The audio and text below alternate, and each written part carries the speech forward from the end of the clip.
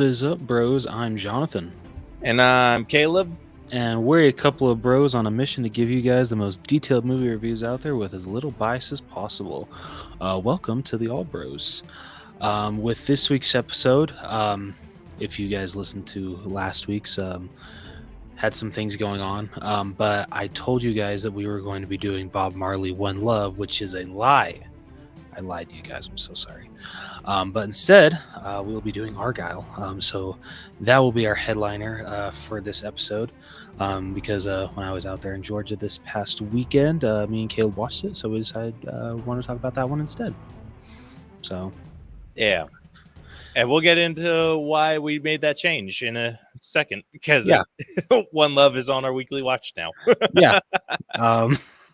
But before that, we'll be going over our weekly watches. So, Caleb, what do you say we get started then? I say, let's do it. Need motivation? Angry Dad Podcast. Trying to jumpstart your life? Angry Dad Podcast. You want help getting off the couch? Angry Dad Podcast. You need a verbal kick in the ass? Angry Dad Podcast. You want to hear from somebody who's been through it all? Angry Dad Podcast. I am here for you. You can find me on all podcast platforms. All right, so jumping right into weekly watches, we actually got quite a few to talk about, I feel. First up, we have the movie that one of us watched. I did not get the chance to watch One Love because in preparing for me to be able to make it out to Georgia this past weekend to a convention that me and Caleb went to, which... if you guys actually still care about the Gacy Gazette, a new episode of that will be coming very soon where me and Caleb are definitely going to talk about everything that happened at that convention we went to. It was phenomenal. It was amazing, and I can't wait to talk about that. But anyway, because of that, I did not get to watch Bob Marley One Love. But Caleb did. And Caleb, what did you think of it? I thought it was a good-ish movie. I didn't have like super strong feelings either way. I felt like the structure was odd. So the way this movie takes place is it starts off basically explaining to you like Bob Marley's origins, I guess, a little bit, and it's just like, oh yeah, at this point in time he's at the peak of his career and he's on his way to go do a show in Jamaica and all this other stuff, and then it continues then it starts the movie. And so you're in the middle of conflict already. So right there it feels odd. I'm like, okay, we didn't build up to that in any significant way. We just kind of got a quick title and then boom, you're into it. Then the whole situation with him getting attacked in his, I don't know if it was his house or just some sort of like compound that they were at, but some people sneak in, shoot up the place. His wife gets critically injured. He is shot. Like bad things all around. Anyway, he tries to stick around Jamaica to like do the show.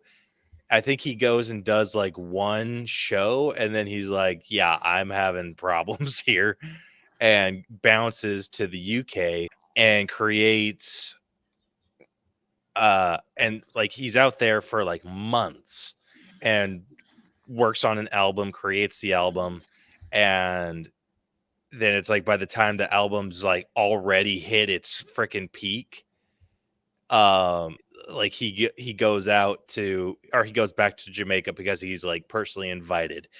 During that time there was a lot of civil war and like conflict happening, and so a lot of the two, I guess, rival leaders were the ones that were like, their teams were responsible for what happened to Bob Marley. They like the order wasn't executed by them. Like they did not personally tell that any of their members to go after him. They just kind of took it upon themselves. And so they came to him in the UK together and were like, hey, the only person that can, unify Jamaica right now is you. And he's like, forget you guys. Last time I went there, I went shot. And I'm like, yeah, don't blame you, bro. Then while he's in the UK, he gets diagnosed with a cancer that's in his toe. They say that to stop the spread, they'd have to remove his toe. And he's like, nah, I'm not doing that. And then it's like going through this whole thing. Like he spends the months and months and months writing the songs for this this album. Doesn't even like perform the album in Jamaica for a long time. And then it's like at the end of the movie, he goes back to do this performance to unify Jamaica, and then they show like one song from the album being sung there, and people just kind of singing along, and then it's like boom, credits, and I'm like, what the like what is this? Shit? Like I want to see the freaking like you spent all this time to build up. Like I'm like, so ultimately what we got is when he freaking bounced out of Jamaica, the months that he was in the UK writing this new album, the months that he spent freaking getting the album popular, and then boom, back to Jamaica for a little bit to perform like not even a full song, and then and then this is what happened after that. And I'm like, dude, like you structured this so poorly. Yeah, damn. So it's not on the same levels as like Rocket Man or Bohemian Rhapsody. Not even a little bit. Like Bohemian Rhapsody, I would say it almost tried to follow that, like that method, because at the time, like with Queen, it well, even then, it still did the build up to their popularity. Yeah, that's true. Like they were kind of already an assembled band at that point, but I don't know. Like I feel like Bohemian Rhapsody did it a little bit better, a lot a bit better. But this one, it took them to like with Queen, it followed them from them starting out to the absolute peak in their career, and then like continued the story on from there. And then Rocket Man, it showed us Elton John's entire life from basically beginning to end, or beginning to where it's at. I should say, or rather, or where he finally got to like a good place. Here, it skips us to the point where he's at his peak, gives us a really odd like period of time in his life where he was like writing an album because of like stuff that was happening in Jamaica. And then it shows us him going back to Jamaica, and then it cuts it off, and then it's like, all right, and then this is what happened till the end of his life. And I'm like, dude, what the shit? Okay. You can't do both. You can't not do both. No. You either got to like skip the beginning or you got to skip the end. You don't get both. Yeah. And so it's So I saw that this one, which really shocked me, that was only an hour, like 47 minutes. And I feel really, because because most music biopics are over 2 hours. So I was just wondering if like you feel it would have benefited from a longer runtime if they were able to like maybe flesh out more. If they were, I don't even know. I don't know if that could have helped, because it was poorly structured is what it comes down to. It was poorly structured. Mm-hmm. And a poor structure, like more runtime isn't going to help any. Like I said, it already felt like it was over 2 hours long. Damn, that sucks. I didn't know the runtime before you said anything, and I honestly would have guessed it to be over an hour. Jeez. Or over two. Okay. Damn. Yeah, that's definitely not a good sign. The only real like the highlight point of this movie has to be coming from the cast. I think the cast did incredible. The guy that plays Bob Marley, fantastic. And Well, that's everyone good to hear. else that's on the cast does great. My biggest issue, and I think the only issue, is the story structure. Also, That's whoever did the unfortunate. subtitles, forget you, because you guys did the freaking Jamaican slang in it, and I was like, because I didn't have the subtitles on initially, and I was Yeah. like, okay, I'm having a hard time understanding, so I turned on the subtitles, and those didn't help me at all. I was just like, well, shit. The Jamaican slang and terminology, I picked it up eventually, but You weren't vibing with it, man. it took a minute to get into, All right, no, or to that's like fair. kind of grasp what they were saying, because like what they like to do, they don't like to repeat words, so they like fuse them together. But they were writing it out like that too, and I was like, God damn it! Can you translate it, please? Oh man. But yeah, like that. The cast did incredible. All the props to them. Whoever edited this was not on their A game. All right. It needed work. So because of that, I decided that this is getting a stream it recommendation, because it's still worth watching. I think like the soundtrack is phenomenal, but the biggest problem is the story structure. And I would have felt like I would have been cheated out of money if I saw this in theaters. Really? Damn. Shit. Okay. Yeah, but I do think that this is worth streaming. Okay. All right. And if you guys want to stream it, it's on Paramount Plus right now. Yeah.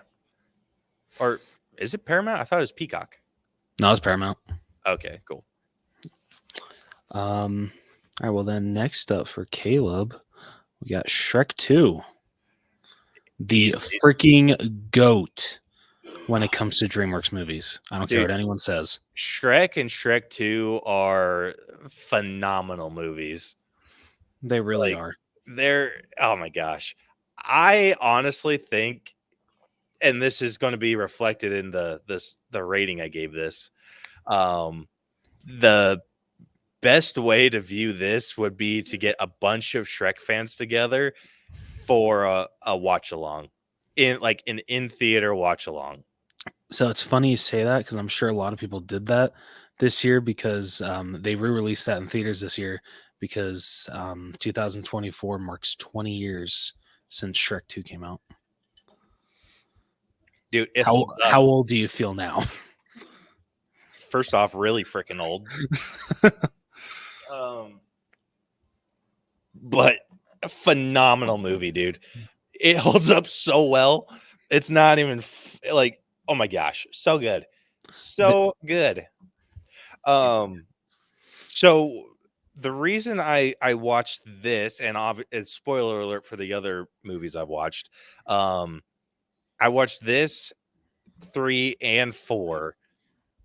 I have not watched the first one all the way through yet, because I want to do a movie night out here on my projector with the family and watch the first Shrek. So that's why I skipped the first one and watched 2, 3, and 4. But this, so my daughter basically just discovered Shrek. She started watching the first one on her own because she's just like, oh my gosh, it's a Hulk movie. And I was like, not exactly. But after she was done watching it, and she'd watched it multiple times, dude. Like, she watched it like 3 or 4 times in a row. Nothing but Shrek. And so I almost died laughing, because I come home on like one night, like, because she started watching this I think last week. But I come home on, I want to say Wednesday or Thursday. And she comes over to me and she's just like, Daddy, Daddy, Daddy. And I was like, what's up, baby? And she's like, do you know the Muffin Man? And I was like, yes. And I was losing my mind. And I was like, I have reached the peak. And so I was just like, the Muffin Man? And she's like, yes, the Muffin Man. And I was like, yeah, I know the Muffin Man. And so we did the whole freaking thing. And so when it finally gets to the, like, because she's just like, well, she's married to the Muffin Man. I'm like, the Muffin Man? And then she just, the Muffin Man. And yeah, I freaking Oh, that is so lost it. adorable. And now, so if I like go to tickle her, like I'll like, my go-to is I grab her stomach, right? Like just to like get her sides or whatever. So I grabbed her stomach and she I did it today actually. I grabbed her stomach to tickle her and she's just like, not my buttons. Like, not my gumdrop buttons. Oh, that is so cute. And I was like, dude, like this is fantastic. So now anytime she like comes up, she'll like grab my stomach or I'll grab hers. And she's just like, not the buttons. But oh my gosh, so good. Shrek is, this is the best. I love how she's able to pick up movie quotes. And dude, I'm so pumped to show her Nacho Libre, because that is like my family's like go-to super quotable movie. So I'm so pumped. Yeah, confession time. I've never seen Nacho Libre. Oh man, you're missing out. You are Yeah, that's what I've been missing told. out. Just never intrigued me as a kid, but I really do need to watch it. It's I saw it parodied in an Epic movie. I remember that. It's like a stupid funny movie. All right. But it's like, it's so quotable, dude. My brother, my youngest brother can quote Nacho Libre word for word the entirety of that movie. That's impressive. Holy shit. Yeah, and it's because I think it's personally because of how well it's written, because they don't waste any lines. Okay. Like if something's in there that I think that they were going to fill with bullshit, it's just silence. And that silence is filled with some like super funny shit. But yeah, my brother and I can like we'll go back and forth on movie quotes with that a lot. Love it. But oh, so good. Such a good movie. Anyway, getting back to Shrek 2. This movie is a freaking banger. Everything you hoped would hold up holds up.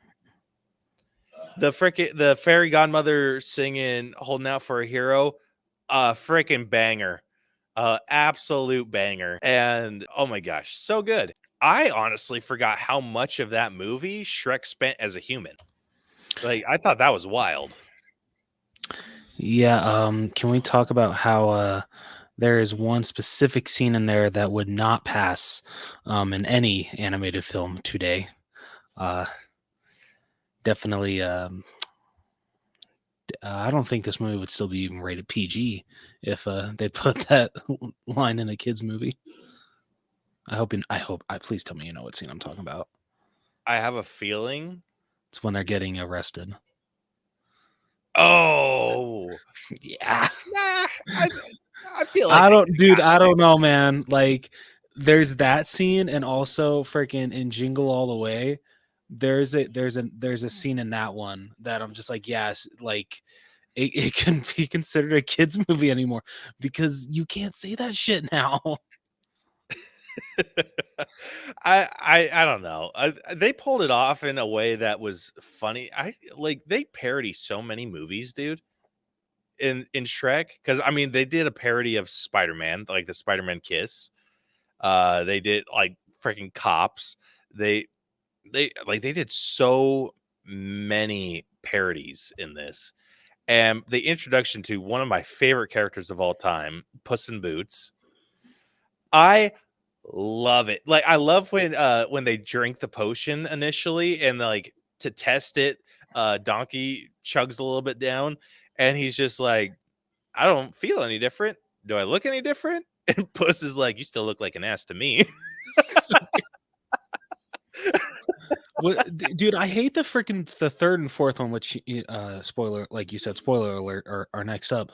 But I hate that neither of those put in an ass joke, because the second one has that one, and then the first one, after Shrek saves Fiona, she's like, "Well, where the hell are you going?" Or she doesn't say hell, but she's like, "Where are you going?" He's like, "Well, I have to save my ass." Like, I hate that the third and fourth don't use a good ass joke. Like, come on. I don't know if they like. What's the time difference between Shrek the Third? Okay, so Shrek 2 was 2004, Shrek the Third was 2007. I don't think that they could have gotten away with an ass joke in 2007. Damn it, that sucks. Yeah. That's unfortunate. But absolutely loved Donkey in this. And Puss. The relationship between those two is perfection. I truly wish that we would have gotten to see what happened to Dragon. Yeah, that's fair. Yeah, because I like like that too. Shrek turns human, so Fiona turns human. Donkey turns into a stallion. So it's like, does Dragon turn into a stallion? Like, I wish I knew what happened. Like, yeah. But again, another very quotable movie.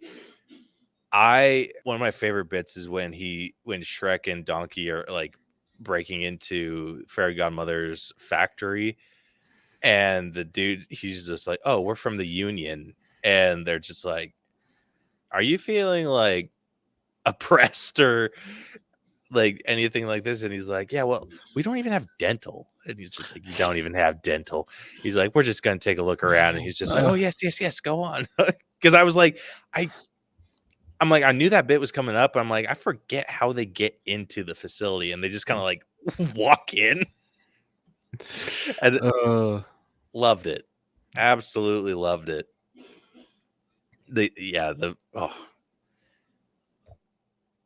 Loved every second of it. So I am giving Shrek 2 a full price ticket recommendation on that one. Dude, I kicked myself for not. Sorry, I kicked myself for not recatching it in the theaters when it was, and still, it reopened in theaters. I think a couple months ago. I honestly would have gone to see it had I known that that's what they were doing. Yeah, right. Because dude, that would have been so cool if you and Iris would have been able to see that on the big screen. Oh man, I hope they do that with like a 30th anniversary, because I think that'd be great. Dude, when she's like 14, like she's at that age where, or she'd be at the age where like all that kid stuff is stupid to her. But I bet you she'll freaking love it. Because I mean, like that will be the peak time, because she'll be 14. She won't want to enjoy it, but she will. And if I get Levi too, because he'll be 10 years old, like like for a 30th anniversary, or like that would be the shit. That would be the absolute shit. Like the 10 is like the peak fart joke time. Like he would love it. They're both gonna love it. I'm so pumped. Anyway, Shrek the Third, very forgettable. Yeah. Dude, very weak plot line, very weak villain, very weak story structure. I remember walking out of this movie after seeing it with my grandma and just feeling let down, disappointed. Just being like, I think like the thing I probably liked more about this movie, or like I liked more about, I guess more about this movie than the actual movie, was like the freaking like McDonald's toys that they came out with for this one, because those were actually cool as hell toys. I don't remember those. There was I mean, I think it was just like they said like audio from the movie, but like they were actually like really sculpted really well. And then I also freaking remember like like they took over everything for Shrek. Like literally anything that they could turn green, they did. I remember that. I remember that. Yeah, you had green Twinkies, green, I think, waffles. They had freaking green Cheetos that, I mean, they weren't green, but when you ate them, they literally turned your tongue green. So freaking, yeah, like literally everything was freaking Shrek. Like 2007 summer, I will never forget because that was like one of the greatest summers of all time, at least for like franchises coming out. Because you had Spider-Man 3, then you had Shrek the Third, and then you had the freaking Simpsons movie. Like summer 2007 was a pretty bitchin' time period. yeah, summer 07. One like I will always remember that summer, Dude, just because correct me if I'm specifically of wrong. those three movies. Correct me if I'm wrong. I remember for some reason Shrek-shaped nuggets. I think Burger King had those. Yeah, that's right. Yeah, That's yep. right. Yeah. But I think that was for Shrek 2. I don't think that was because one. Bullshit. No, that's not. I don't know who the hell you think you're kidding, Sammy. No, Sammy, it's not. You're thinking of Shrek Forever After, the next one. You're just a little ahead of yourself. But no, so it was really freaking weird because Shrek 2, Burger King got the promotion for that one, and I swear that's when they had the Shrek chicken nuggets. But then when Shrek the Third came out and the licensing went to McDonald's, for some reason they didn't do anything. I think all they had was the toys, and then they had like they turned their like one of the, I'm assuming probably one of their shakes green, and what else? No, it literally is. No, it literally is not. Sammy, we will fight you on this. I know. I'll freaking fight you. I kid you not. I watched this all Sunday night. I watched all three of. I watched 2, 3, and 4 all on Sunday night. I love it. Oh, dude. This was the other one. Freaking, I'm sorry. We're not even. I'm sorry. I'm like distracting you from talking about the movie. But it was also like they had like glass drinkware for Shrek the Third, and I think like they found like lead poison in them, so they had to freaking pull it. They had to pull the line. I'm like, I strictly remember that for Shrek the Third and McDonald's. So I'm giving this episode a damn review. That's harsh. Do it. That's the exact grade we give Shrek the Third. So I'm kidding. I don't hate it that much. No, it's more like a 2.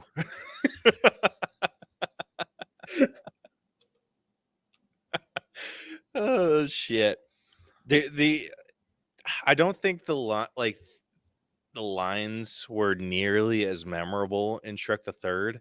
The only one that I remember super well, actually, okay, that's false. There's 2. There's 2 that I remember really well. The first one is when Merlin offers, I think Artie. I think they call him Artie. Yeah, Artie and Shrek his rock soup, and he like takes a bite out of it, and he's like, "It's organic," and his teeth are like all bloody. Oh bullshit! They are so memorable. Not that memorable. There are certain parts that are memorable, but overall, like, yeah. But yeah, so when his teeth are all bloody, I freaking laugh at that every time. The part, also the same part, like it's kind of the same scene, but like right before that,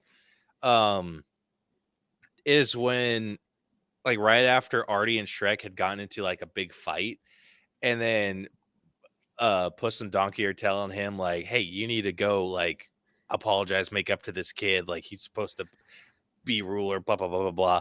I like when Shrek's like trying to talk all hip and stuff to him, and then he sees the little like Merlin's place and starts running, and he's just like, "Somebody help, there's a giant ugly ogre trying to relate to me." The kids getting a nosebleed or getting high in the wag. Oh, the high in the wet. They should have focused more on the Artie Shrek deal rather than what was going on in Oh, what was far going? away? Yeah, I don't know, man. Freaking the whole scene with Fiona and the other princesses is like my favorite scene of the whole movie, because especially Snow White, she is amazing. Like, Professor Prim brought him in his vigorous lecture on just say nay. Like I said, the Shrek arty stuff was killer. It's the far away stuff. I think they could have done better. Like that, I think that's what I had the most issue with. But I mean, there was some funny shit there. Like I remember when the queen almost knocks her ass out, or like when she lets 2 walls to the prison and she's like has this big old bruise on her head. She's like, I'm gonna go lay down. I forget how many princesses there are, just because I haven't seen this one in quite a while. But I love when so obviously Fiona, Snow White, Cinderella, Sleeping Beauty, Rapunzel. Is that 5? Yes. And then, okay, then there's the queen. Okay, because I can't. She either says like 4 The or school 3. scenes were my favorite. Same here. Yeah, I'll but, agree with like, you on that. like the part where Snow White's just like, what? Like Fiona's just like, seriously, you guys are just gonna step down? And she's like, what do you expect? We're just 4. I think she looks at the queen and she's just like, I mean 3 young, beautiful princesses that are just waiting to be rescued. Oh, no. It was I forgot. The ugly stepsister was there. That's what it was. Thank you. Yeah. Yeah. Dude, freaking Snow White and Sleeping Beauty like carry all of those scenes, because freaking phenomenal. Yeah. Like, for the poopies, ew, babies poop. Everybody poops, Beauty. I love when they're in the sewer and Snow is just like bitching and complaining, and then she's just like, you guys are just jealous you weren't voted like most fair or fairest in the land. And she's like, oh yeah, in that rigged election. And she's just like, or Rapunzel like throwing shade, and then Rapunzel's just, or then Snow White's just like, oh yeah, like Rapunzel, let down your golden extensions. Like roasted. Dude. Like Dude, they had some good shit. Snow White might be my favorite character of that There whole is a movie. memorable quote. There's some. I'm not going to deny that. All right, you know what? She got us there.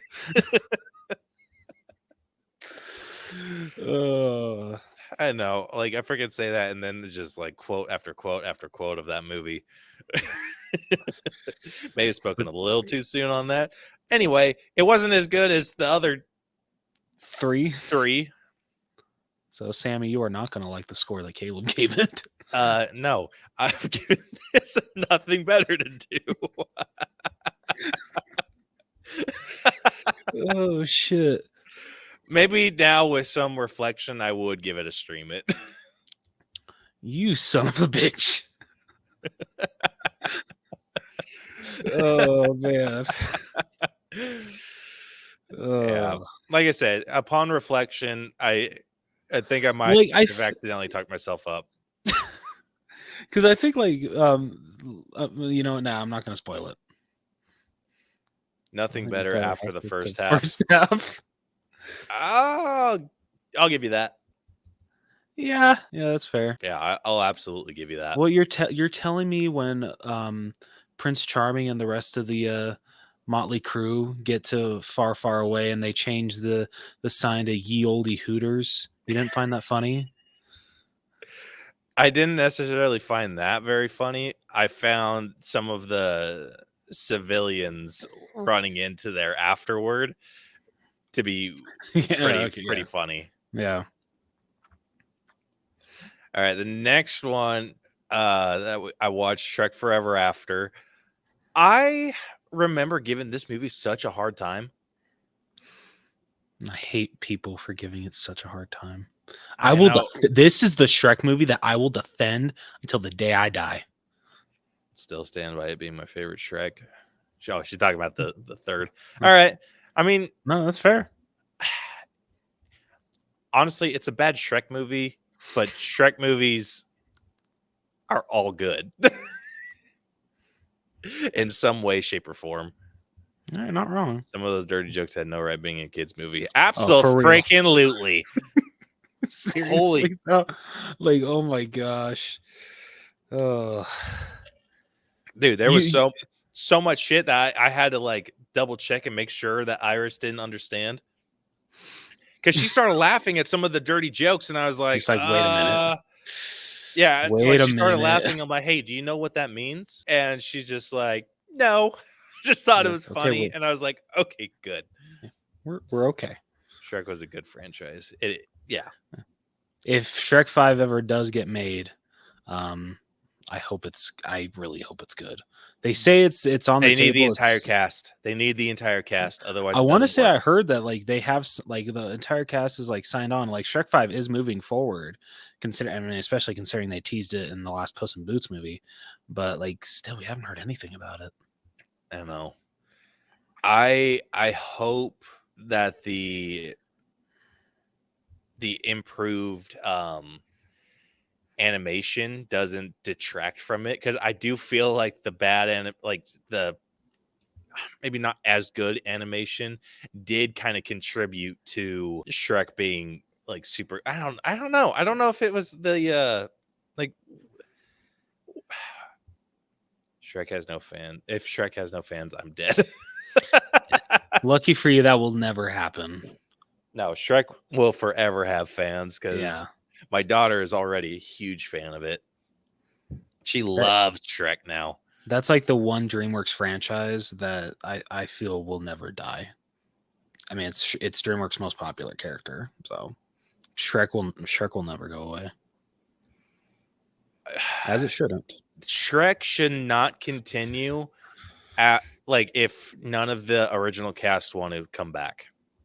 I'll agree. Like no one can play Shrek except for Mike Myers. No one can play Puss in Boots except for Antonio Banderas. No one can play Donkey besides Eddie Murphy, and the list goes on. Yep. So fingers crossed that I want them to keep it going as long as they can. But once the OGs, like, I'll say some of the extras, those could be recast. Some of them. But yeah, Shrek, Fiona, Donkey, and Puss all need the OGs. Absolutely. Yeah, but I like getting back into talking Shrek Forever After. I had a really good time with this one. Like surprisingly good time. And I think it's because they improved what I didn't like about the third, which was the villain. I thought Rumpelstiltskin being the villain in this one was fantastic.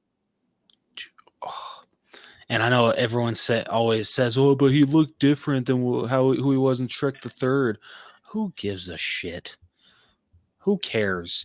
They wrote one of the greatest villains of the Shrek franchise and put him in this one. So who gives a shit? Rumpelstiltskin is such an asshole, and he's so evil and conniving, and I freaking love him to death.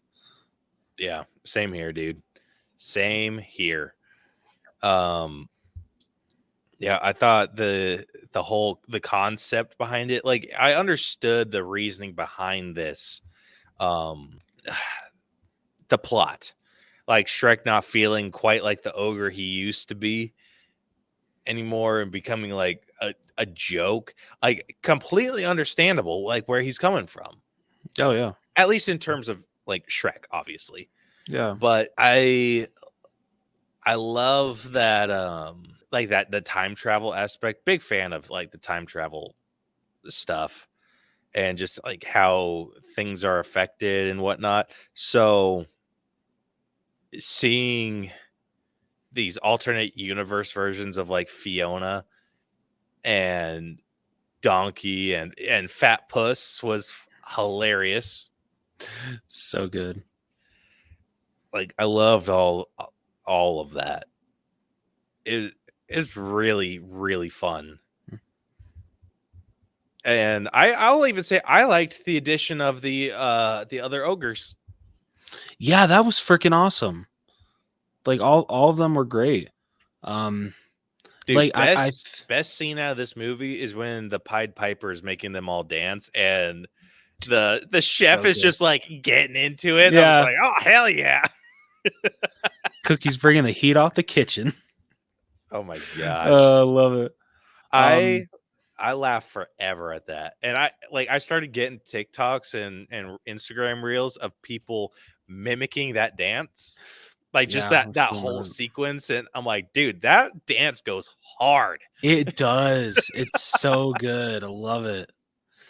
I feel like something that positive I feel not enough people talk about this movie is like watching Shrek try to convince Fiona to fall back in love with him, and finally at the end when he does, and he unfortunately I mean, he does make the timer, but as he's like fading away, freaking, and it like almost makes it, honestly, it chokes me up every time when he says to her, you know what the best part of today was? I got to fall in love with you all over again.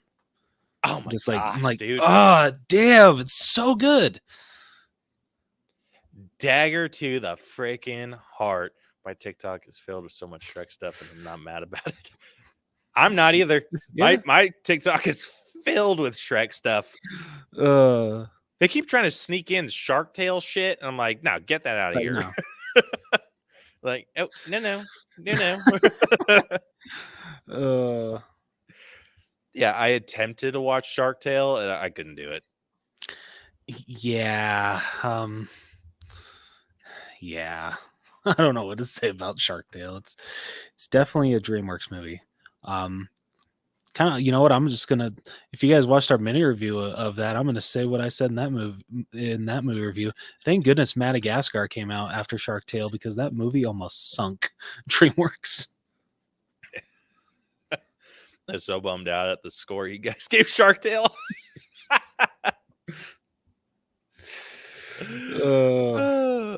Classic. The shrimp is my favorite. The shrimp is great. The shrimp is the only. Well, I can't think of another redeeming factor of that. Not even Jack. That's a movie not even Jack Black could save. Dude, Ernie and Bernie? Huh? How about Ernie and Bernie? What? I can't. Sammy, are you hearing this guy? He doesn't like Ernie and Bernie. Wow. Oh shit. Yeah.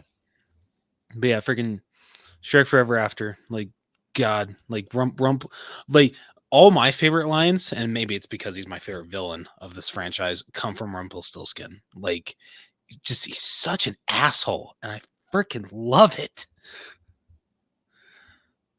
Yeah, dude, he's great. He's so good as a villain. That shit you guys talking that makes me sad. Well, maybe the movie needed to try harder. Right, but Sammy, I'm sorry we didn't get a Shark Tale 2. I'm so sorry. I'm not. All right. Yeah, so Shrek Forever After, love that one. I think that one's worthy of a $5 Tuesday. Yeah, you won't get any disagreements from me. Yeah. I feel when it comes to the Shrek movies, like Shrek 1, full price. Shrek 2, agree with you, full price. Shrek the Third, I'm sorry, I'm gonna I know you were kind of like leaning towards more stream it. Yeah, I'm gonna agree with that. And then yeah, Shrek Forever After, $5 Tuesday. Is a one and done. Yeah, fair enough. Yeah, Shark Tale didn't have a story outside of what they did. It's kind of like Over the Hedge. It's like what else could they have done? Please do not put Over the Hedge. I'm talking the one-off story. Okay. Over the Hedge is a million times better than Shark Tale. Because Over the Hedge is one of DreamWorks' best. Like, I freaking love Over the Hedge so much, and not enough people talk about that movie. Yeah. So anyway, you're ranking Shrek. Yeah. So yeah, Shrek. Shrek and Shrek 2, full price all the way.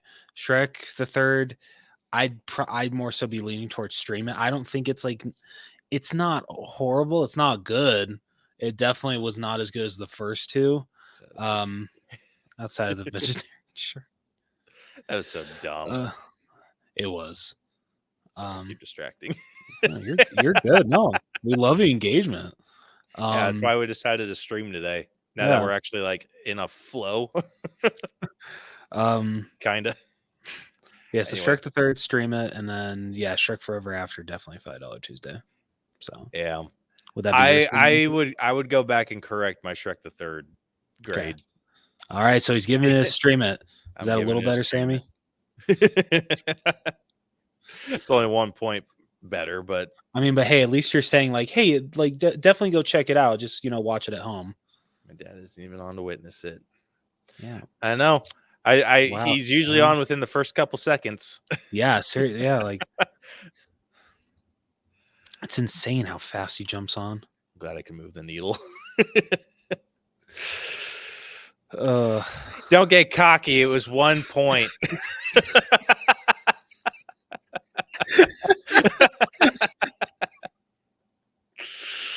Oh shit. Right. I think we have one more. Yep, we got me. See, I only got one movie that I've watched in the past couple of weeks.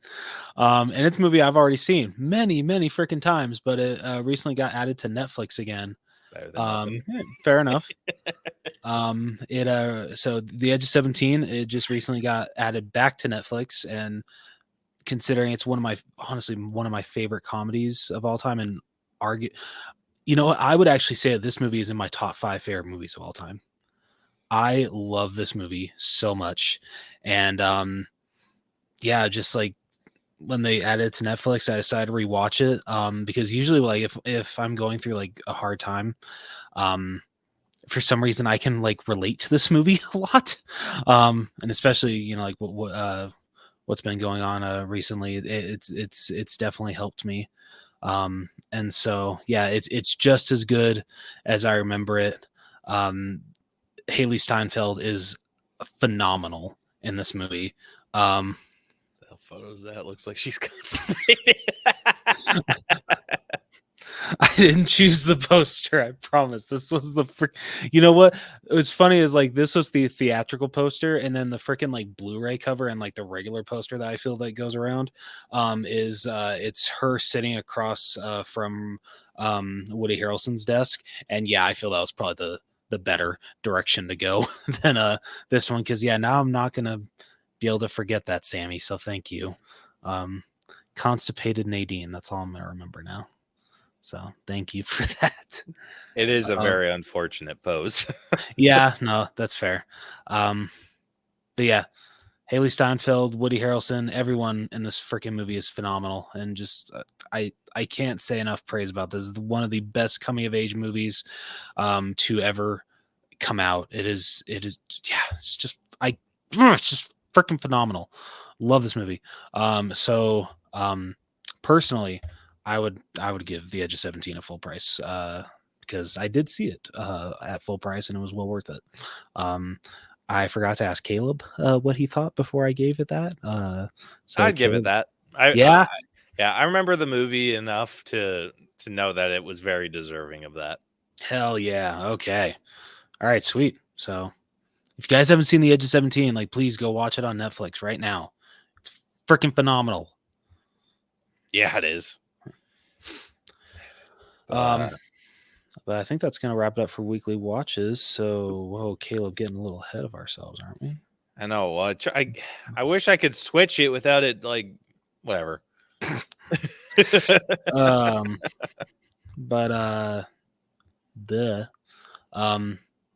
Jumping into our oh my god, let's jump into our headliner of the week. That is the word. All right, let's do it.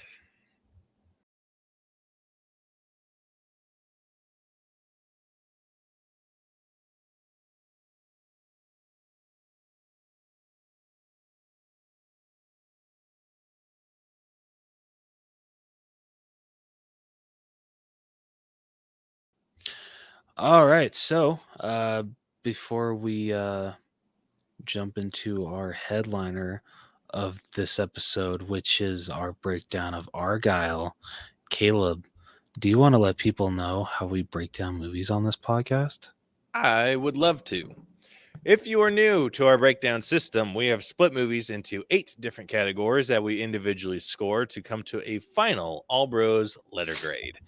The 8 categories that we score are story, writing, acting, character development, effects, music, costumes, and then we give it our own personal score at the very end.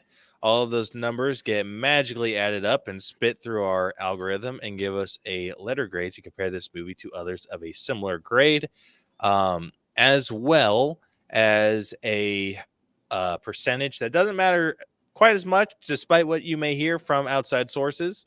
PJ. Excuse me. Sorry.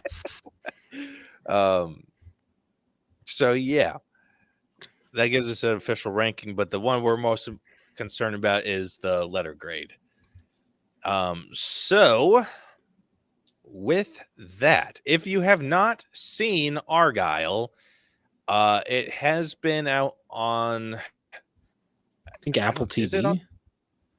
Pretty sure it's only streaming on that right now. I mean, you can buy it on like Vudu and Fandango and shit, but like when it comes to streaming platforms, that's the only one that exclusively has it right now. Yeah, it's currently only available to stream on Apple TV, but you can rent or purchase it from Amazon or the new Fandango at home. Fancy. Wait, is Fandango at home really new? I thought that was around for a while. No, Vudu kind of got, so it's not Vudu anymore. They turned it into Fandango at home. Oh shit! Okay. Yeah, like that's so it used to be like Vudu, like kind of like a byproduct of Fandango, or something like that. And then they're just like, all right, well, we're just gonna fully encapsulate it, and so now it's Fandango at home. All right, interesting. Yeah. So if you've not seen Argylle, like we said, only available to watch on Apple TV right now. Otherwise, you'll have to wait till it comes on some other streaming service, which could be a while because Apple TV seems pretty stingy with their shit. Yeah, they really are. Like, Jesus. Yeah. So we will be posting that spoiler warning now. So if you listen beyond this point and anything is spoiled for you, sucks to suck. Yeah. Yeah. So with that, we'll be getting into our favorite segment that we like to call Reading with Rose. All right. So Ellie Conway, an introverted spy novelist, has almost finished her 5th book about God damn it. About Aubrey Argylle, the eponymous? No, that's not how you say that word, Jonathan. I have a feeling I'm going to need to pull this one up. Do you want to pull it up or do you want me to spell it out for you? I'll pull it up. Okay. Eponymous? Okay, sure. Eponymous character of the Argylle series, but suffers from writer's block after feedback from her mother, Ruth.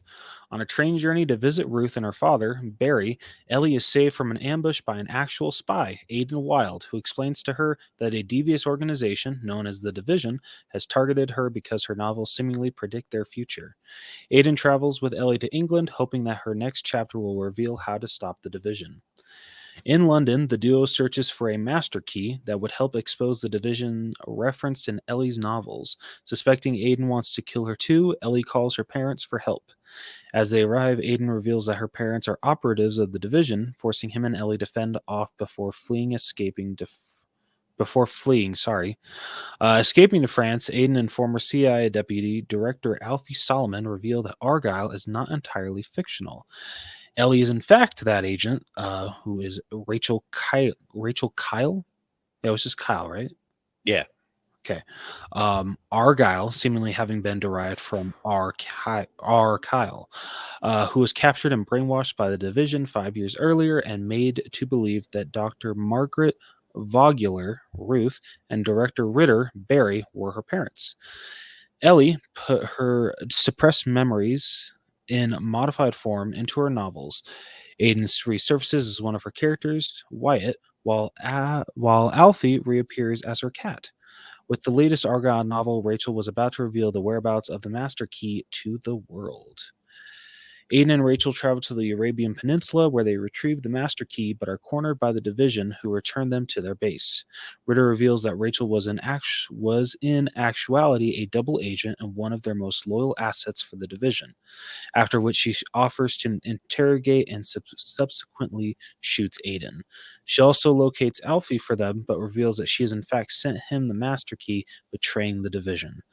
Aiden, revealed to have been shot in non lethal areas, reunites with Rachel and the two fight their way through the facility. Ritter interrupts the transmission of the Master Key to Alfie, but is fatally shot after Rachel's cat scratches out his eyes. Aiden and Rachel escape to outside the Division facility, revealed to be a cargo ship, to use the satellite connection to send the Master Key. Ruth uses a mental trigger code to force her daughter to attack Aiden until Ruth is killed by Kira, a former CIA agent. Kira had once been Rachel and Aiden's sister-in-arms and was thought dead during a mission with Rachel.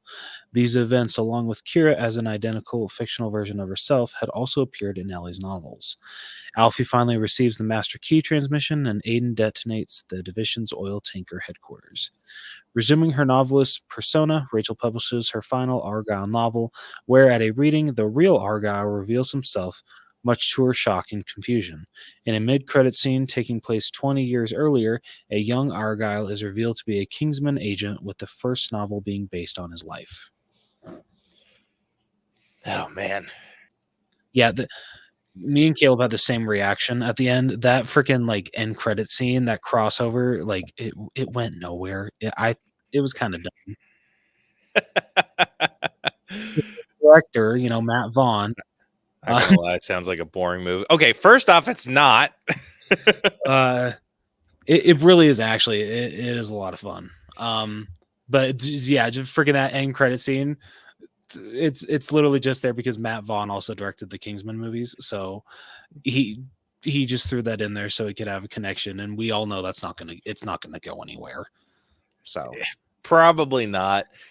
I will be pleasantly surprised if it does. I don't know, for how bad Argylle did at the cinema, I don't see it going anywhere. Yeah. I think Apple's issue is that they need to release their shit to streaming for a short period of time before going exclusively to Apple TV. Yeah. Because I bet this would have found its stride on like Netflix. Oh yeah, 100%. But yeah, since a lot, I mean, I had I think the 1 month free trial of Apple TV, and then I never went back to it. I don't think a lot of people have Apple TV. It's just not on a lot of people's radars when it comes to subscriptions. Yeah, I hear they have quality movies, but it's just no one's heard of them. Or no one's heard of the movies that they have. So it's just exactly. Kind of up in the air. Yeah.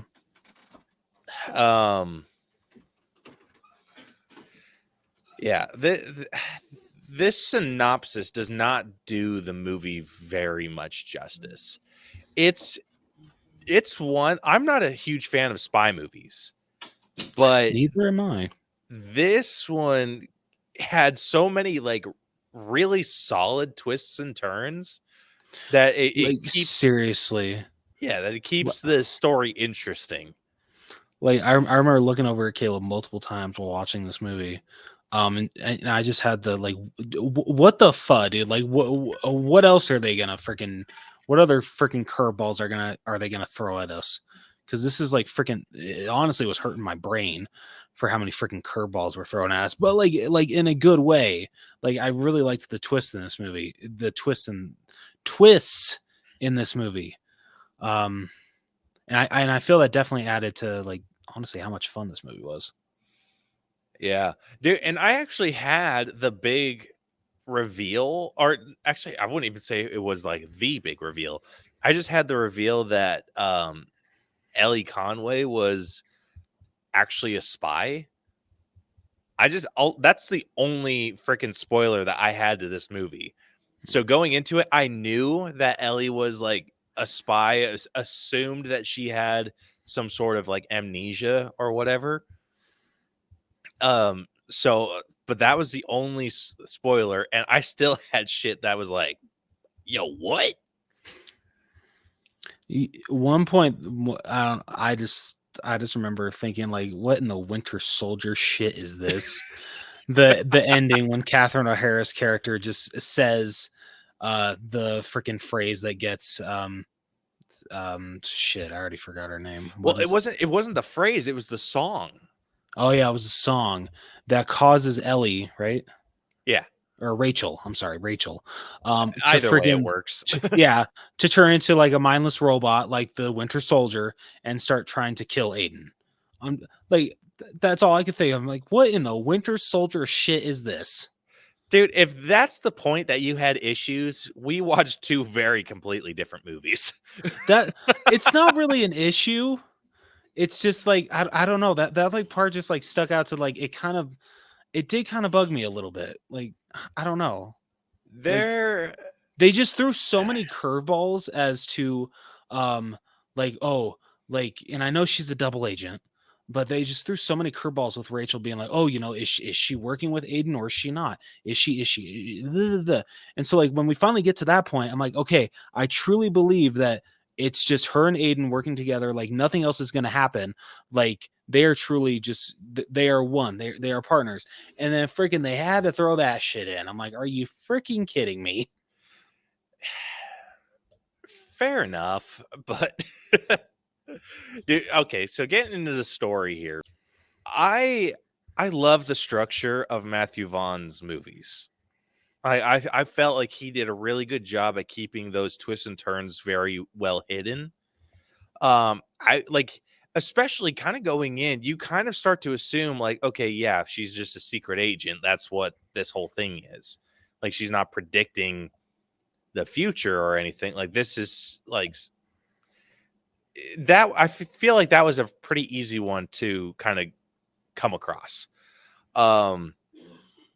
Though the first one where she overhears Aiden talking to Alfie and being like, Ellie Conway needs a bullet to her head.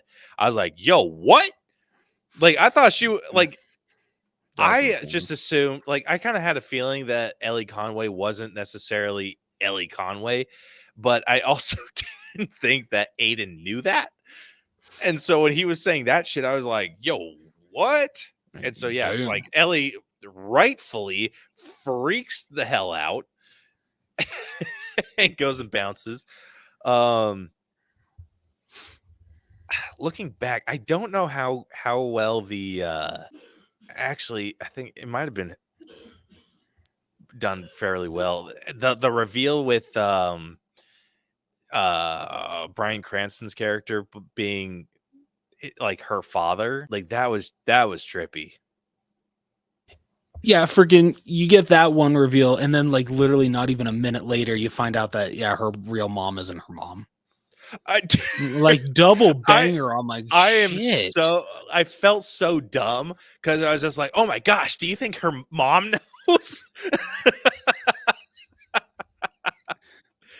Because she pulled it off so well, because she was like, she did, calling him away from the book. Yeah, then freaking like when Catherine O'Hara just like starts putting the gun to Bryce Dallas Howard's head, I'm like, are you freaking kidding me? Both of them?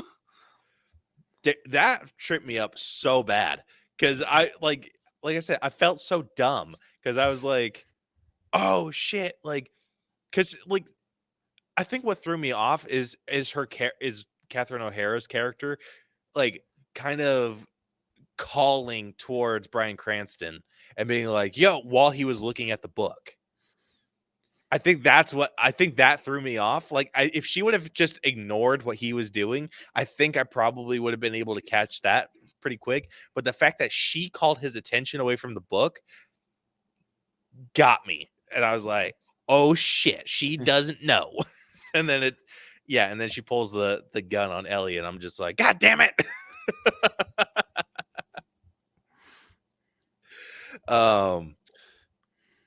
I do like that her character, or so Ellie and Rachel kind of became one person in the end, where she's still felt like iffy about some stuff. Like she still had her like badass secret spy side, but she was still like Ellie, Yeah. or still felt like Ellie. And I loved that, because I thought they were going to abandon the cat altogether. Like when she's just like, yeah, I don't give a shit about that cat.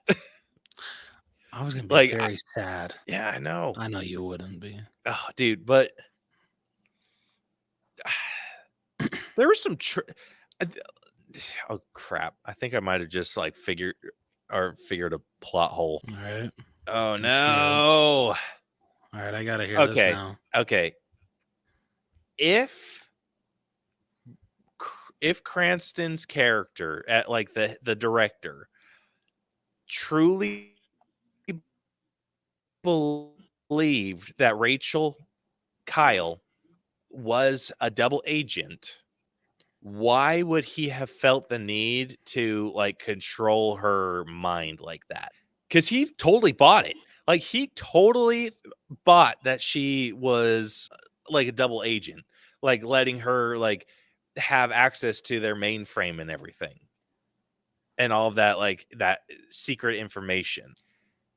Like he let her have all of that clearance to effectively screw up their operation. And he was just like, oh cool. And then the second that she turned and she just like forgot like one step, or that she needed a certain, like a particular I think it was his retinal scan, like she forgot that she needed that, so she wasn't able to like fully accomplish what she needed to. So she kind of gave away that she was a triple agent, I guess. Yeah. And so yeah, it's like I feel like that was a bit of a plot hole, because if you believe that she was an agent, you could have very well just gone to her and asked for this information. You didn't need to do this whole mind wipe thing and just pray that she releases this book. Yeah, you know, you're not wrong. So I think that there's a big plot point there, a plot hole there. The rest of it though, I did like once she kind of started to accept her new identity. Like I thought that was pretty interesting. The whole tie into like Henry Cavill's Argylle was pretty cool. Yeah, I like the story I felt was well structured, and I guess that's more of an acting thing. I was just going to talk about the chemistry between what's her face, Bryce Dallas Howard and Sam Rockwell. Which, yeah, their chemistry was great. Yeah, which we will be addressing in acting. But I don't know. I enjoyed the story overall. Like I felt there was enough twists and turns. Like, yeah, it was definitely overcomplicated as all hell, but it was ultimately fun. And I think that's what a good spy movie needs to be. And that, like, the reason I enjoyed this is the same reason I enjoy the Kingsman movies.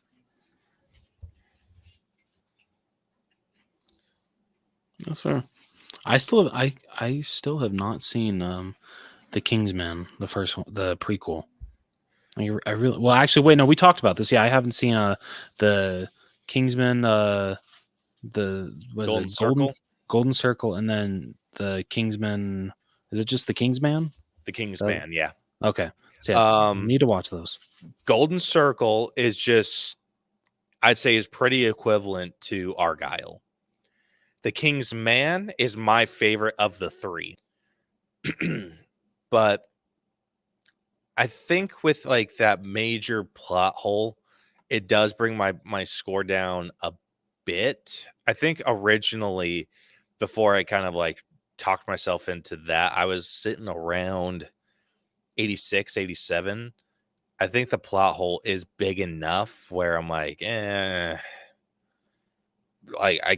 down to like an 82. Like I'm still in the 80s. Just a little bit further down than I originally assumed I was going to be. All right.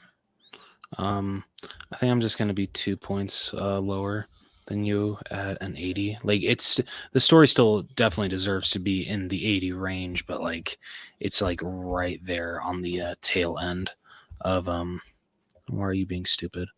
What the fuck? On the tail end of almost hitting the 70s for me, and for some reason my numbers don't want to work. Refresh the page. It was doing that to me earlier too. Okay, thank you.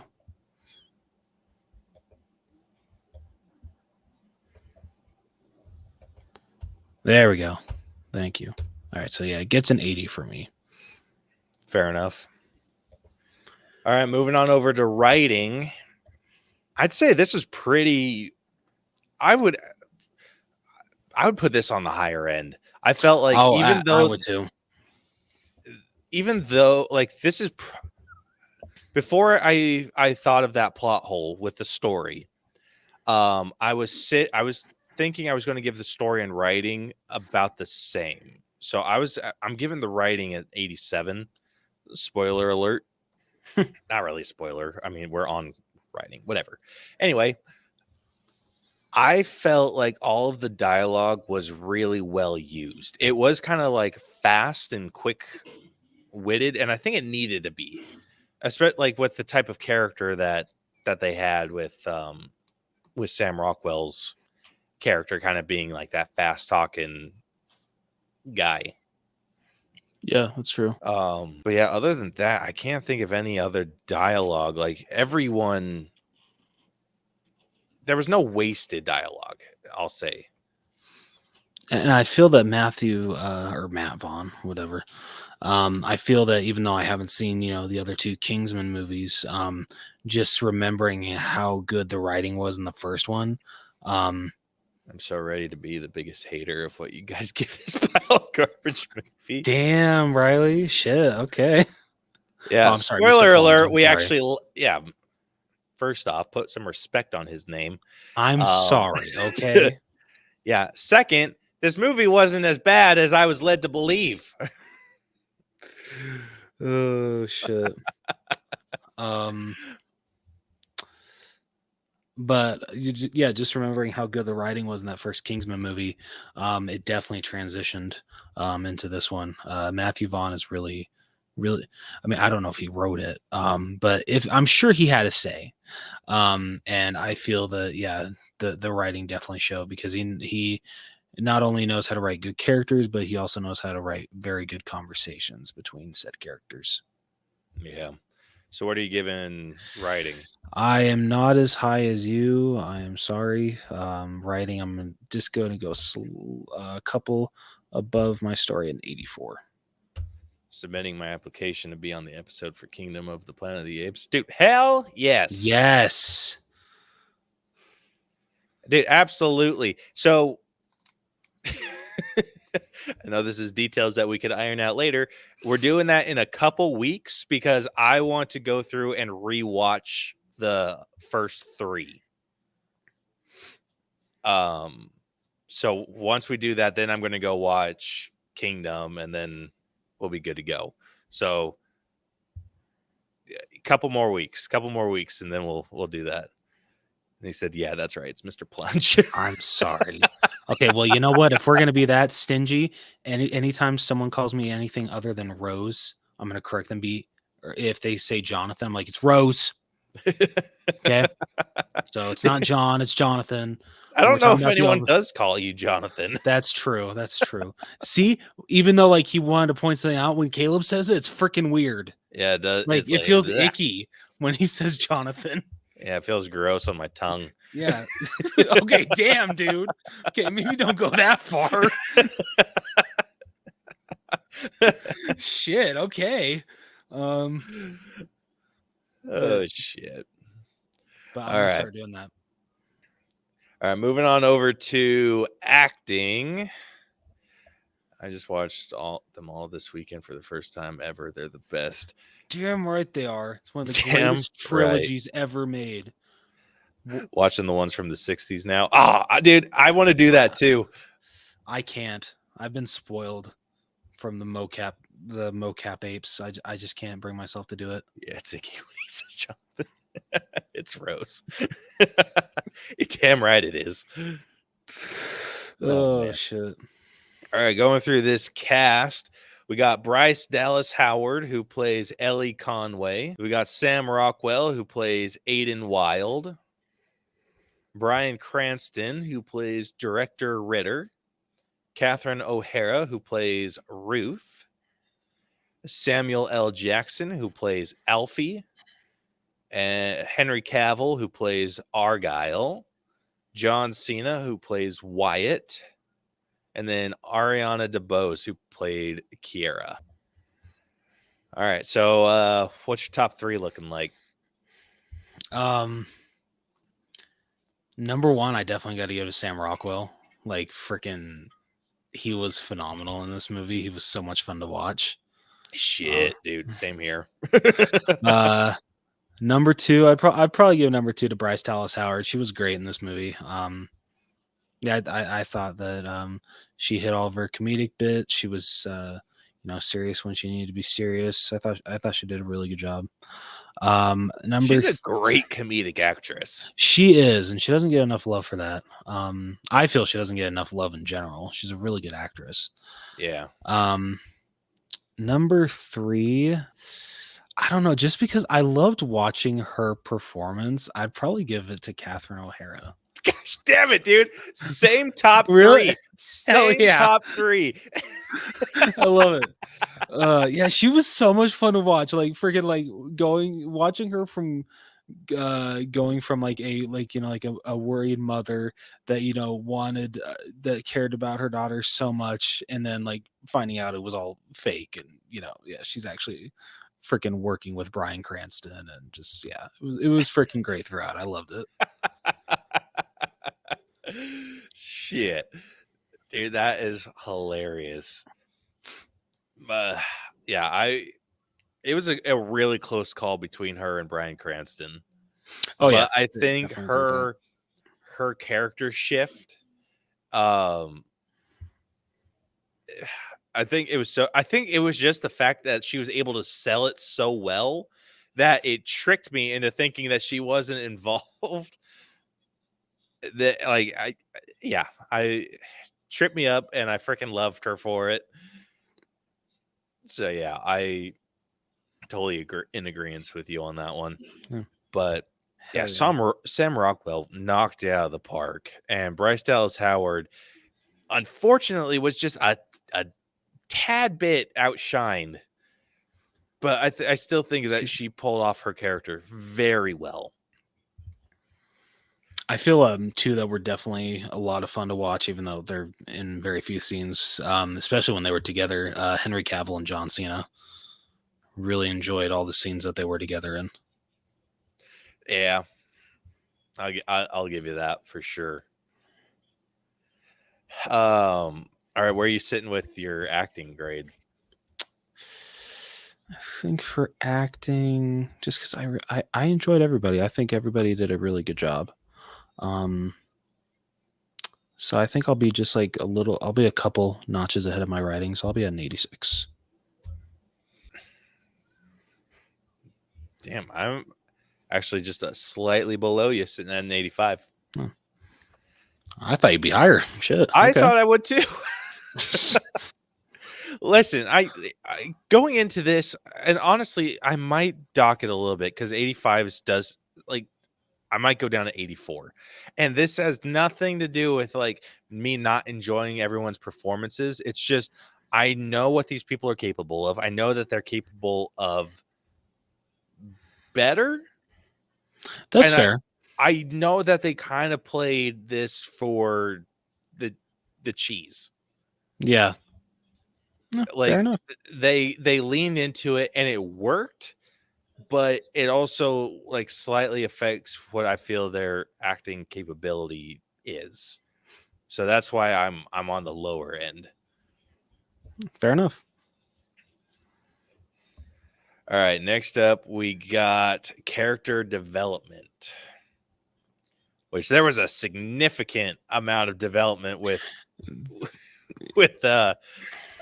Ellie's character. Yes. So I fortunately did not have any of this movie spoiled for me. So I had no idea that it turns out that Ellie is a secret agent. She's a double agent. It turns out, she had her mind wiped, all that fun stuff. And so watching that play out was actually really, really cool. And seeing her, start out as a book writer that doesn't know exactly how to finish the book that she's been working on, to literally going on this wild adventure and finding out that she was a spy in her previous life, basically. It was honestly really cool watching, and I had a really good time watching it. And I also really liked throughout, even like after she finds out who she really was, she's still like, hey, like you say that I'm this person and I'm able to do this, but I'm still in the mindset of Ellie Conway, and so I'm still scared to death about this shit. I'm not good talking with people. I can't fake someone out. Just watching her throughout, still deal with that, and then as the rest of the movie went on, her getting better about coming to truly realizing how good she was as Rachel. I thought it was really cool. Yeah, and it was like seeing her combine those personalities and taking the parts from Ellie that were good and then the parts of Rachel that were good. Like she almost like eliminated the flaws that Rachel might have had.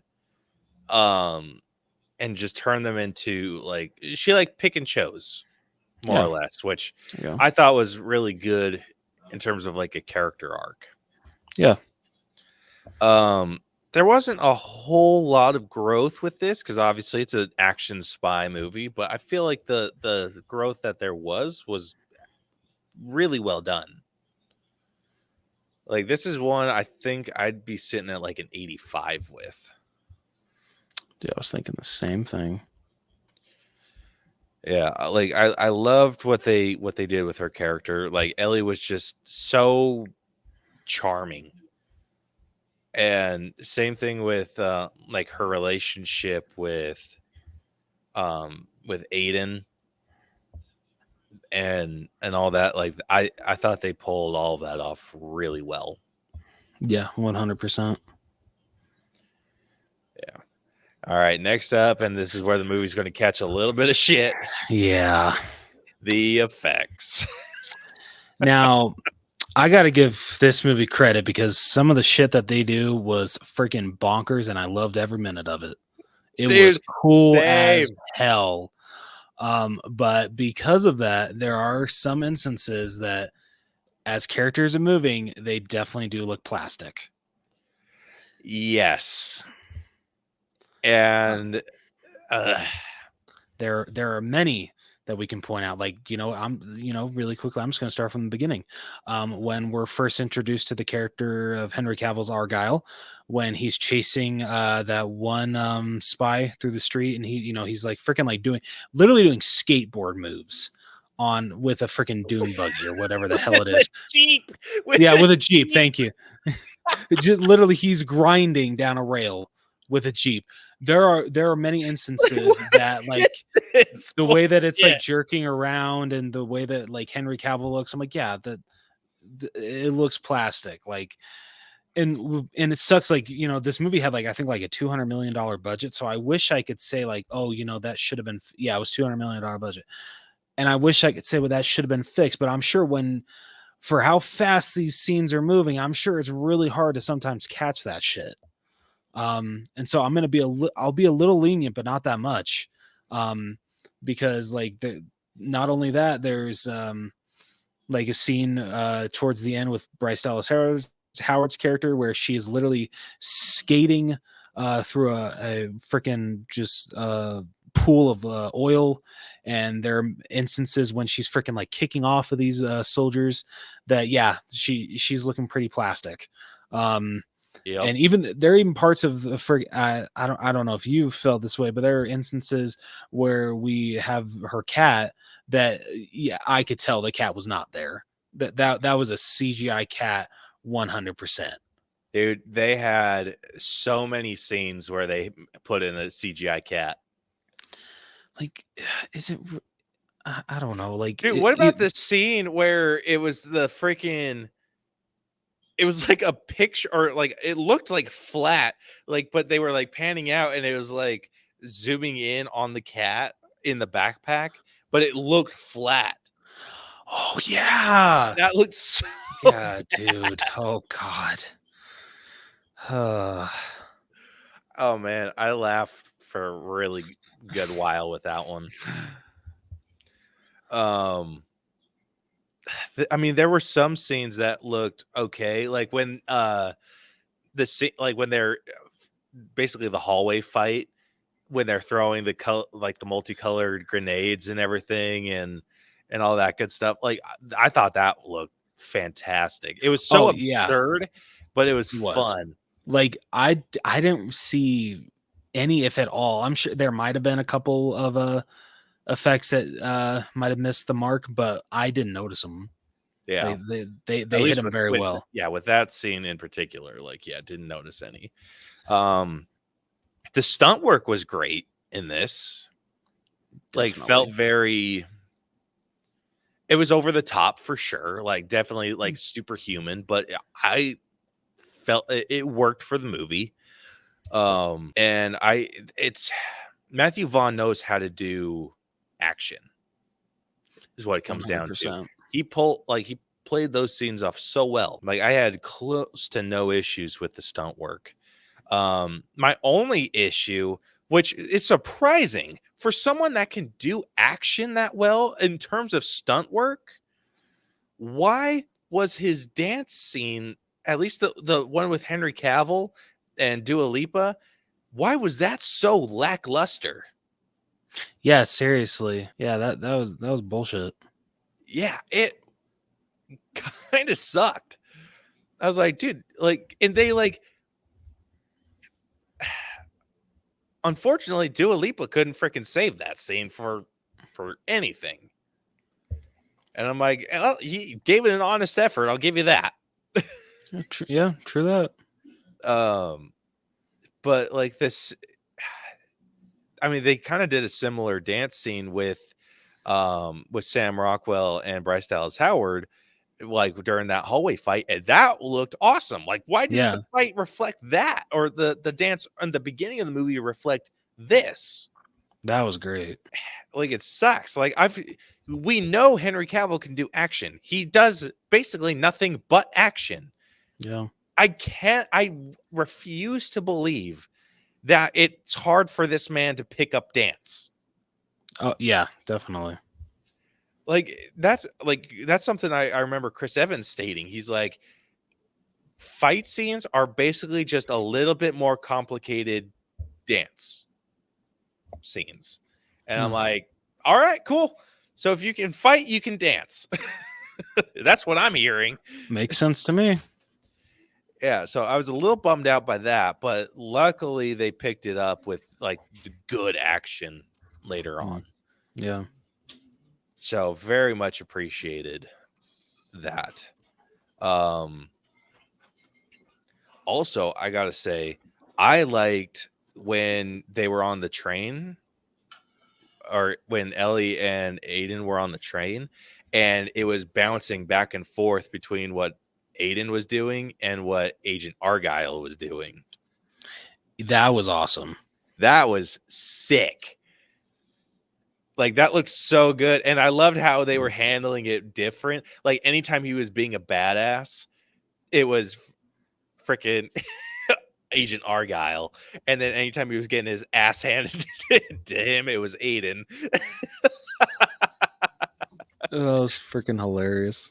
I thought those transitions were so funny. But the effects were hard for me to score.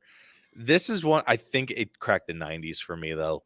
I can forgive a lot of the I know. Wow.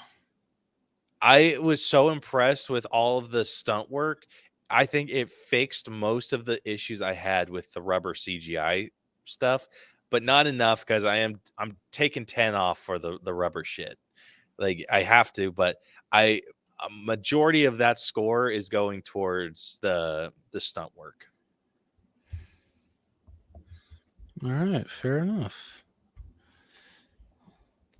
And there's another thing that I'm gonna bring up later about shit looking rubbery, or shit looking plastic that will be addressed. Yeah, man, dude, I can't even be close to a 90. Like I'm at like an 80. Like I'd almost like go into the 70s, but because of like the certain action scenes that we talked about, like it brings it up. But like I completely get why you'd give it a 90, but I'm sorry, man, I can't go that high. I'm a sucker for stunt work. Like that's what it comes down to. No. And this is why we have a system that averages out our scores. That is true. All right, next up we got music, which the soundtrack was pretty good. Yeah, no. It wasn't the best thing in the world, but I enjoyed it. Yeah, I did too. Definitely reminded me of a James Bond movie, which I'm sure that's what Matthew Vaughn wanted to go for, and I feel he succeeded with that. Yeah. I'm having a hard time. I'm sitting at either a 7 or an 8. Like I'm probably sitting at like a 7.5. Like overall. Like where are you sitting? I'm personally at a 7. Okay. Yeah, I'll give you the 7 or match you at the 7. All right. Like it was good. I felt like Dua Lipa did one main song, which I'm assuming is the reason she was in this movie at all. Yeah, fair enough. But the rest of the soundtrack wasn't bad. Like it was kind of a little bit more oldies. Yeah. I mean, they threw in some modern stuff, but I dug it. Same here. Yeah, not too much to say there. Next up, we got costumes. This is a tough one. I might be at a 9. I think I can give you that. The reason I'm sitting at a 9 is because of the shit that they did to Henry Cavill and that ridiculous haircut and the outfits. It was a lot. Late to the party. I know, Sam. You're super late to the party. Oh. I mean, you could start over on Monday when this gets released. I don't think Caleb wants to be up till almost 2:00. Sorry, Sam. Yeah. No thanks. But you were missed. Yes, you were. We started and I was just like, I did take notice. But yeah, the suit that they put him in obviously fit for the character, I thought matched very well with the character or the person that he was based off of. Miss your faces. I know we haven't been live streaming as much because we're trying to get into a new flow of things, but we should be back on a regular streaming or live streaming situation. We'll see. There are some things that are a little easier when it's just us recording, but live streaming is fun. We like the interaction a lot. But yeah, so the transition between what Argylle was wearing and then what Rachel was wearing was interesting. And then you get to see like that same deal with Aiden and Wyatt. Like they're basically wearing the same thing, but it worked for both of them. Yes. And so I really liked that. So it gave them a very distinct look. And now that I'm talking about it, there's an outfit that's going to bump me down to an 8. And this is going to be... Oh, I know. Oh, yeah, I know exactly which one you're talking about. So when Bryce Dallas Howard's character, Kelly, she goes to the keeper of secrets to obtain this item. And so when they travel, they think that it's a good idea that they dress up like the characters that they're inspired off of, blah, blah, blah, blah, blah. So she dresses up like Dua Lipa's character at the beginning. So she goes to being blonde, which gave me so many throwbacks to Spider-Man 3 when she played Gwen Stacy. And I appreciate the hell out of her for that. Because Caleb was very happy with everything Bryce Dallas Howard in this movie, as was I. But I think Caleb just a little more. Shit, dude. We get a redhead Bryce Dallas Howard and a blonde. Like, today is a good freaking day. Oh shit. And gosh, I don't want to sound like a gross man, but I have to. So the outfit that she wore was this yellow, like, sequin dress. Very, very low cut. My problem with this dress was how low cut it was. And typically, I would not have a problem with this. The issue that I had is that her chest looked plastic. And really did. I would have thrown a picture on here, but I did. I feel gross bringing it up. I didn't want to like. I don't think you should feel gross about bringing it up because even I noticed it too. It looked funky. It looked very plastic, and like it literally for looks any of you, for any red-blooded man.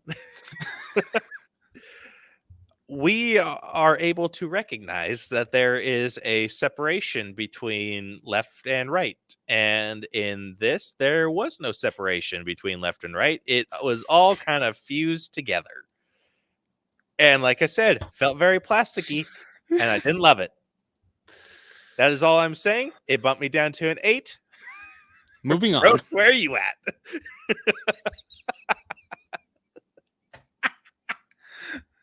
I'm gonna be how the same. Uncomfortable I felt talking like that whole thing. Yeah. But you know what? Good on you for trudging through. You did great.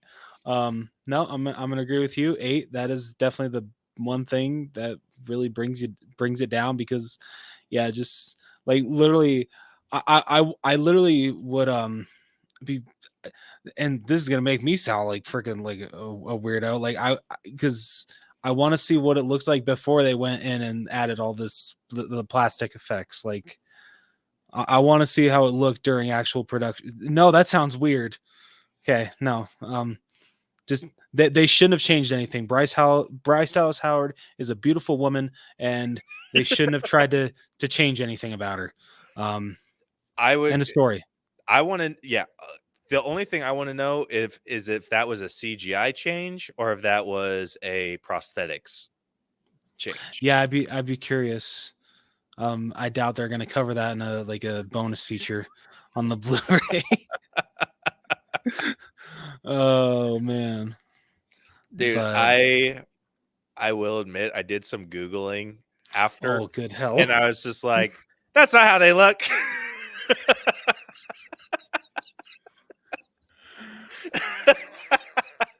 Good hell! Oh my god! All right, moving on. So costumes 8, cool. Personal score. 8. Yeah, personal score. Holy shit! Who do you want to go first? Honestly, it's a coin flip. I don't know. Up to you. Well, it's always a coin flip when it's just me and you. All right. Okay, smart ass. All right, I'll go first because I feel like you liked this movie a little more than I did. Okay.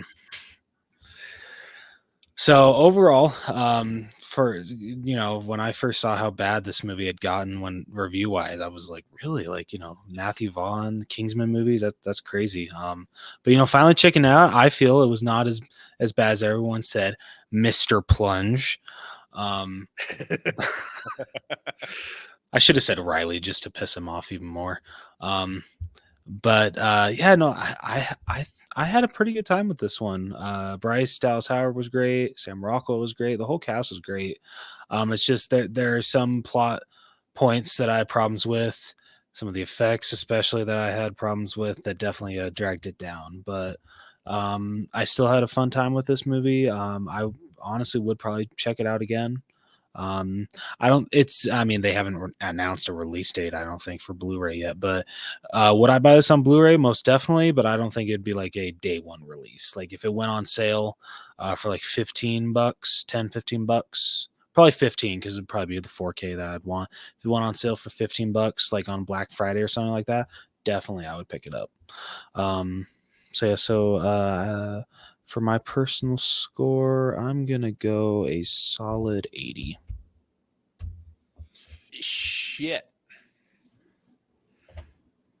Funny enough, I am actually lower than you. Dude, what the fuck? Like, you are surprising me around every corner with this goddamn episode.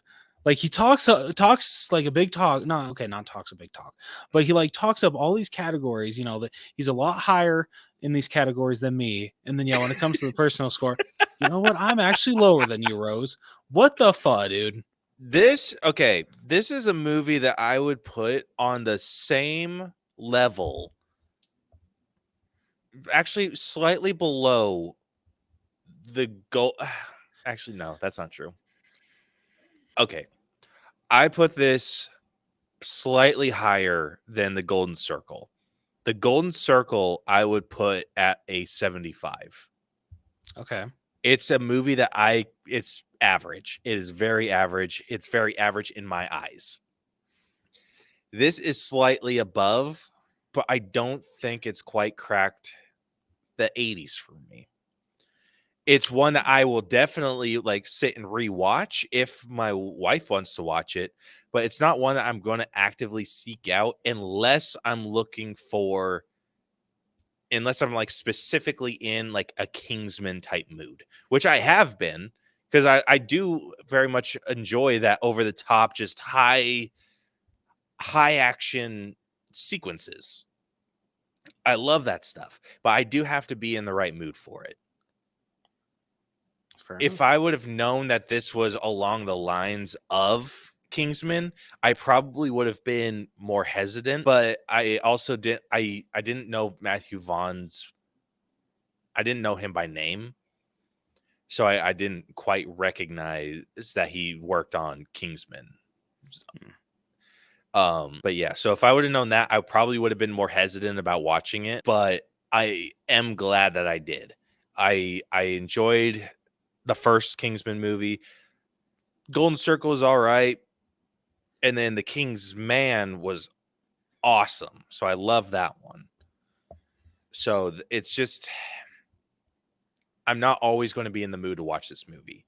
Anything that's well within the 80s for me, I will typically be a little bit more willing to watch whenever. This is one that I will have to be in the right mood to. All right, fair enough. So that's why I'm giving it a 79. 1 point, you mother. I know, it's 1 point. It is 1 freaking point.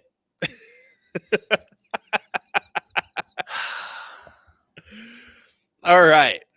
Before Rose completely flips his shit,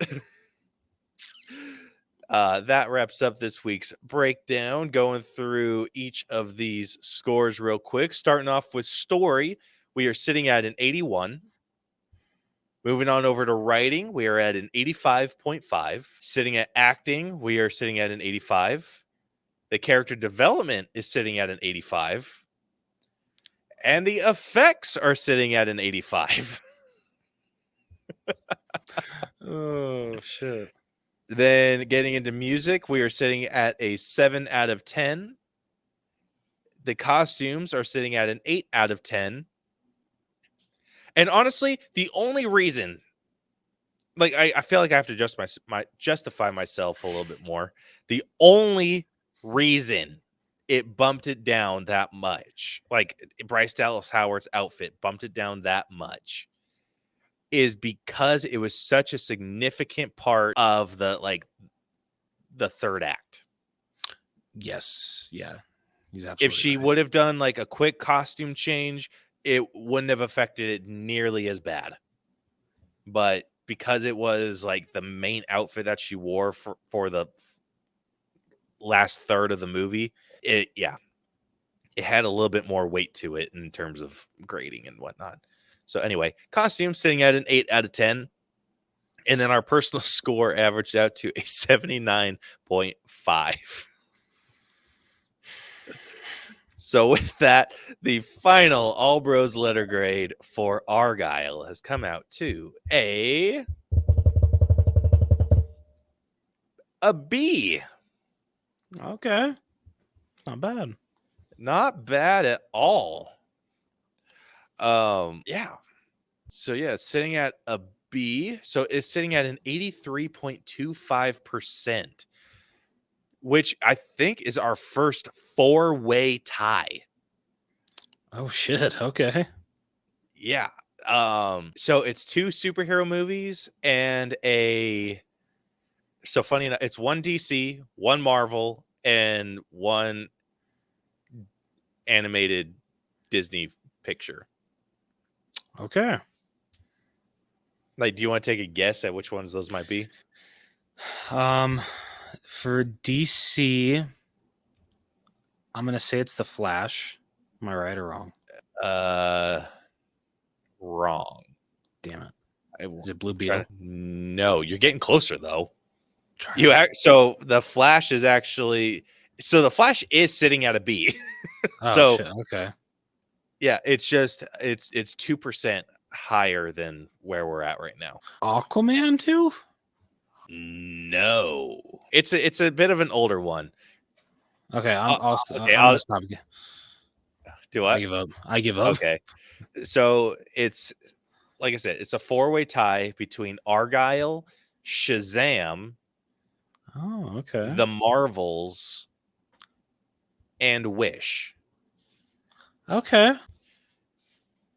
Yeah, It's not too shabby of a list. Right? Yeah. So yeah, 4-way tie between those four films. So let's see. That puts it below Ant-Man and the Wasp: Quantumania. It's below that? It is below that. Oh shit, dude, we're gonna get some heat for that. I mean, I feel both movies are hated, but I don't know. I think I probably enjoyed this movie more. I think I did too. It is also below Toy Story 4. Yeah, I can agree with that. I'm sorry. It is below James Gunn's The Suicide Squad. Yeah, I can definitely agree with that. And it is below Sonic the Hedgehog. Yeah, can definitely agree with that. Yeah, going the opposite direction. Let's see if you agree with this one. It is sitting above Jumanji: Welcome to the Jungle. Yeah, no, I do not agree with that. If it was the next level, definitely, but the first Jumanji is really freaking good. It is above The Greatest Showman. I think I might agree with that. I hope you would, because that is that's getting into the B- territory now. Oh, okay. It is above the remake of Mulan. Yeah, definitely. It is above Gran Turismo. Okay. It's above Scream 6. You know what? I can probably agree with that. Then it is also above Chip and Dale Rescue Rangers. Nope. Okay, I'm done. I quit. I'm done. Nope. All right. Our system sucks. Just kidding. Oh, shit.